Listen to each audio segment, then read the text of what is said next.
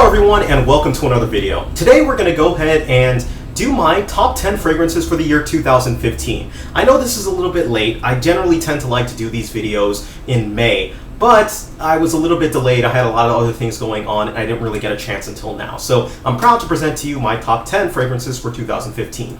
As with all of my top 10s, I have a little bit of criteria to review really quickly first, so let's get into it.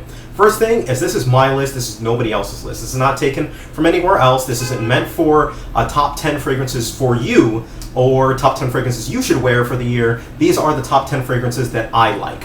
These are the top 10 fragrances that I'm choosing.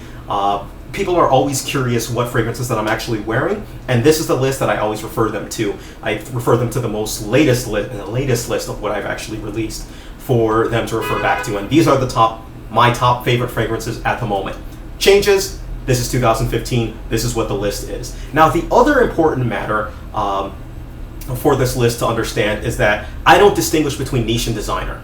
I don't care whether a fragrance is niche and designer. All I really care is, does this thing smell good, and is this do I like it, basically. That's the criteria that I have. Because some of you are probably going to go and say, oh, this is more niche than designer, or this is more designer than niche, even though it can only be one. But still, you get my point. I don't really care. I don't care what classification it has, because it has no bearing on what I like, basically. So this is what I like, and it's my list, basically.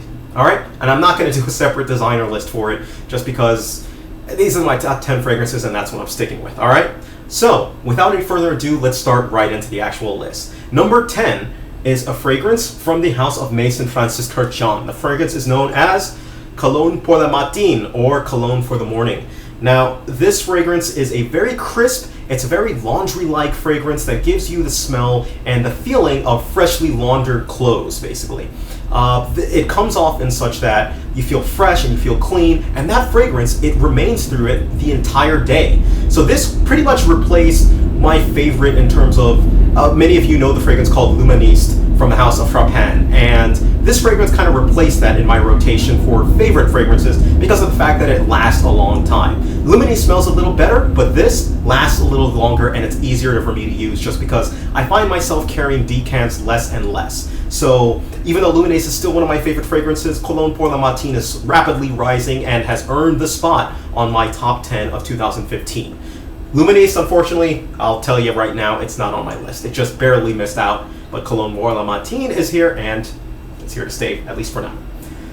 Number 9 on the list is a fragrance from the house of Creed. The fragrance is known as Aventus. This one you'll almost find on any of my lists just because, and it could also be featured on almost any of my seasonal top 10 lists just because it's highly versatile. You can use it any time of the year. This is one of the fragrances that I look to. I can't think of anything else I'm going to wear, and I'm going out. I don't feel like anything else. What am I going to wear? I'm going to wear Creed's Aventus. You've got this pineapple, appley, smoky type of a scent that gives it this very unique scent. And it also gives it, also has projection that people come across, they smell you, they think you smell fresh, clean, they ask for what you want, especially guys. Guys smell this from a mile away and want to know what you're wearing so they can wear it and wear it for their girlfriends as well too. Aventus doesn't really much doesn't really need to be said about this one. Everyone knows about it in the fragrance community, so Aventus, number 9. Number 8, we have a fragrance that I had been misnaming for a while now, and that fragrance is Guerlain's Vetiver Frozen. This is Vetiver Frozen, not the original Vetiver, and I gotta say I still absolutely love this fragrance. This is one of my workhorses for work. Apologize for the train noise in the background. I'm still living in this place and I'm gonna have to work out something for it. But anyways, Vetiver Frozen. Now, Vetiver Frozen, it's a very citrusy vetiver. It's not too heavy of a vetiver. Vetiver can get very dirty, it can get very earthy. This one still has some earthy qualities. It doesn't have much dirty qualities, but it has a more of a crisp, citrusy type of a quality to it. So, Vetiver Frozen coming in at number 8, my workhorse for work. Number 7, we have a fragrance that is making its reappearance on my top favorites list, and this is for the fall. This is my fall lovejoy, basically, and that is Guerlain's Spiratu Double Vanille. Now, this one, absolutely fantastic. Fantastic in that you get a very fall vibe. You get this very sweet, you get this vanilla vibe, you get this liqueur vibe or like a boozy type of a scent coming from this. Get a little bit of cinnamon, get some spices coming from this one, and it really reminds you of the fall, almost, you know, breaking out the sweet potatoes, breaking out the brown sugar and everything like that. And that's kind of what Spirito Double Vanille reminds me of. Now, it's one that I don't want to apply liberally because you tend to smell just really overbearing with it. But you still smell great, and it does still get a lot of compliments for it. Now, absolutely fantastic. It's a little bit on the expensive side, but I still loved it, and I still tend to ration it off, if you will. But love it. Fall go-to guy. Spirito Double Vanille. Coming in at number 6, we have a fragrance that has a love-hate relationship from the community. We're talking about Musc Ravageur from the house of Frederic Malle. Now, Musc Ravageur, I know there are going to be people who do not like this fragrance, who cannot stand this scent. Me, on the other hand, it just fills me with such confidence. I go out, I wear it, and I just feel like I can take on the world. And really, that's really half the battle with fragrances. And with it, you know, I gotta say, I get more positive compliments than I do negative compliments. I'm gonna be perfectly honest and tell you that I have gotten people who have turned their nose up at the scent of Musc Ravageur. But I have also gotten people who have elicited just primal reactions, basically, where they're like, wow, what is that you're wearing? I need to have it.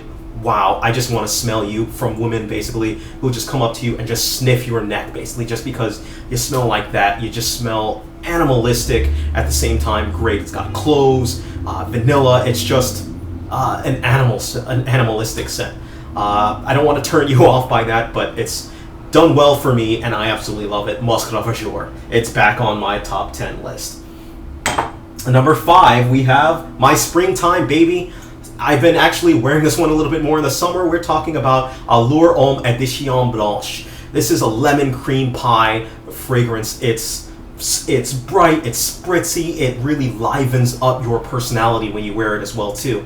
The one thing that's a negative and a knock on it is it doesn't last as long as I possibly want it. So when I wear it, I'm going to get about a good 4 to 6 hours out of the scent, and then it's about gone at that point. So that's why, I mean, it's still way up there on my list. We're talking about number 5 on my list, but I see it slipping. It's slipping a bit just because I'm really digging fragrances that smell good and that last a good amount of time, just because I just hate carrying around decants now. So, but it's still there. It's still on my top 10 for 2015, all right? So, Edition Blanche at number 5. At number 4, we have a new addition as well. We've got Thierry Mugler's Ultra Zest. Ultra Zest, it's one that I reviewed, I liked it, and as time goes on, I'm liking it even more. This, arguably right now, is my favorite from the Pure line, like Pure Malt, Amen, all of these bottled fragrances. This is my favorite, basically, at this point. It's got this citrusy vibe on top of that chocolate patchouli vibe that gives it this very playfulness. It's very open, and wearing my fiancée, she loves it. She thinks it's fantastic. Her friends love it. They think it's fantastic. And people that smell you, they love it, think it's fantastic, and more importantly, I think it's fantastic. So for that, it's on number 4, and could easily be number 2 or number 1 on my list. But, you know, lists have to have 1 through 10 or whatever. Number 3, we've got a fragrance that I recently talked about that I had some success with. We've got Oud Wood from the house of Tom Ford. Tom Ford does dark fragrance as well, and this is a dark fragrance that doesn't overwhelm people. It's one that, you know, kind of sits close to you and at the same time smells fantastic. This is one that's got elicited reactions of, wow, I love that smell. What is it that you're wearing? And, you know, sniff up on you, kind of feel or smell what you're wearing. Fantastic on that. Tom Ford's Oud Wood, it's one that I tend to wear, you know, I'm dressed up nice, I go out and I'm going out for the night. Latest time that I wore this was to a jazz club. We had jazz, we had some barbecue, and, you know, listened to jazz, had some drinks as well too, and it was just an absolutely fantastic atmosphere, and this fragrance just fit it perfectly. All right, Tom Ford's Oud Wood. Number 2, we have a fragrance from the house of Olfactive Studios. We've got Chambre Noire. I have talked about this fragrance to the heavens. This is Papyrus. This is just a fragrance that really meshes with your personal scent and your personal oils and secretions perfectly well, and gives it this seductive, alluring scent that really lasts and lasts. A lot of unsolicited compliments with this sucker.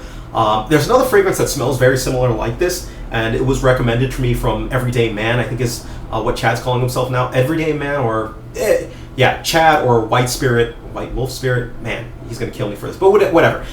He has actually put me onto another fragrance called Bentley Intense, which smells very similar to like this. Not exactly the same, but close enough. And absolutely fantastic fragrance. Really can't say much about it. Check out the review for this one. Number 2.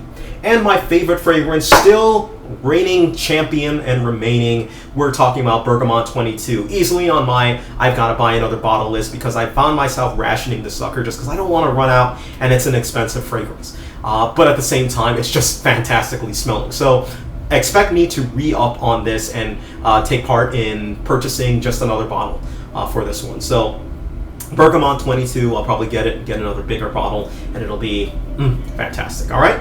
So those are my top 10 scents for the year 2015. Let me know what your scents are. I'm always curious what your favorite fragrances are. These are my favorite fragrances. I've got a lot of fragrances that I like, but these are the creme de la creme. All right? So thank you. Take care of yourselves, and you guys have a great day.